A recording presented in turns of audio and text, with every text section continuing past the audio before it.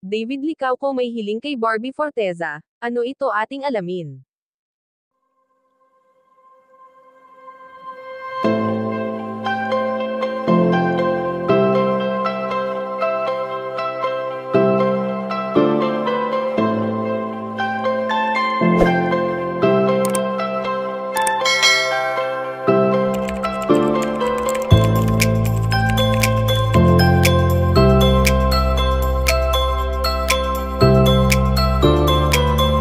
Sa pagiging single era nga ngayon ng actress na si Barbie Forteza ay halata namang na-e-enjoy niya ang mga oras o araw na mag-isa siya na atin namang makikita sa kanyang mga social media accounts.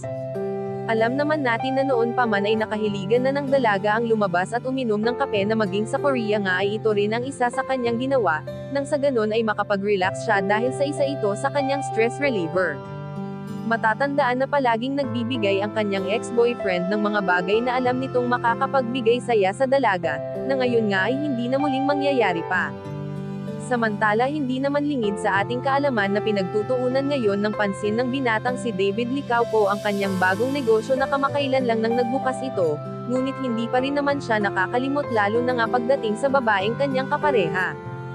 Sa ngayon nga ay ayon sa aming impormasyon na nakalap na may tanging hiling si David Licauco kay Barbie Forteza at ito ay ang sana ay magpatuloy lang siya sa kung ano siya simula noon magpasa hanggang ngayon.